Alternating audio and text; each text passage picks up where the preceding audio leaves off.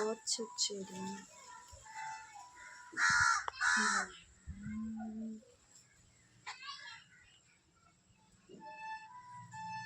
கற்பூரவள்ளி,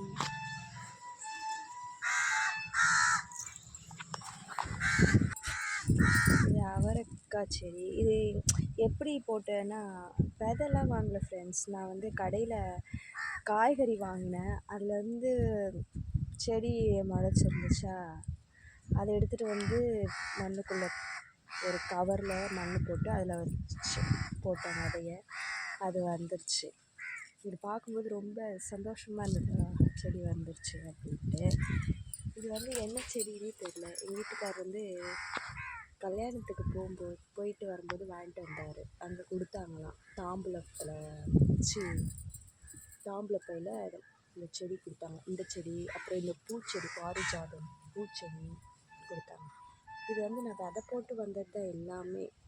கத்திரிக்காய், தக்காளி, கத்திரிக்காய் கூட ஃப்ரெண்ட்ஸ் வந்துச்சு. நான் வந்து அம்மா வீட்டுக்கு போயிட்டுருந்தேன். விதை போட்டுட்டு அம்மா வீட்டுக்கு போயிட்டுருந்தேன். அது அப்படியே செடி வந்துருந்துச்சு மழையில். அதுக்கப்புறம் செடியெலாம் போயிடுச்சு. இந்த மாதிரி வந்து இதில் கொய்யா செடி வச்சுருக்கேன். இது வந்து தர்பூசணி ஃப்ரெண்ட்ஸ். தர்பூசணி பூச்சி அடிச்சிருச்சு, அதனால் இலையெல்லாம் கட் பண்ணிட்டேன். அப்புறம் இது பாருங்கள், இந்த தர்பூசணி காய் வருது, ஆனால் வந்து அது மாதிரி பழுத்த மாதிரி போயிடுது, பூச்சி அடித்து போயிடுது. எனக்கு இது என்ன பண்ணுன்னே தெரியல. எங்கள் வீட்டில் இருக்கவங்க சொன்னாங்க,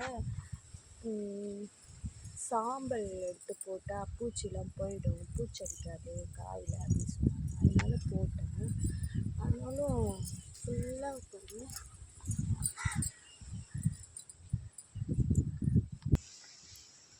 ஃபுல்லாக பூச்சி அடித்த மாதிரி தான் இருக்குது. அது ஏன்னு தெரியல. அப்புறம் இங்கே பாருங்கள், காய் நிறைய வந்துச்சு. இதுக்கு முன்னாடி நிறைய வந்தது.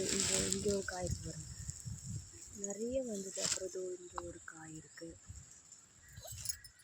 எல்லாமே பூச்சடிச்சு நிறைய போயிடுச்சு. இப்போ இதுலேயே 2 காய் இருக்குது. ஒரு காய் இருக்குது அந்த கொடியில். அங்கே முன்னாடி அந்த சைடு போயிருக்க கொடியிலையும் 2 கொடி இருக்குது. இல்லை ஃப்ரெண்ட்ஸ், அங்கே வந்து அந்த சைடில் வந்து துளசி செடி, அப்புறம் ஒரு மிளகாய் செடி வச்சுருக்கோம், ஒரு நொச்சி செடி இருக்குது.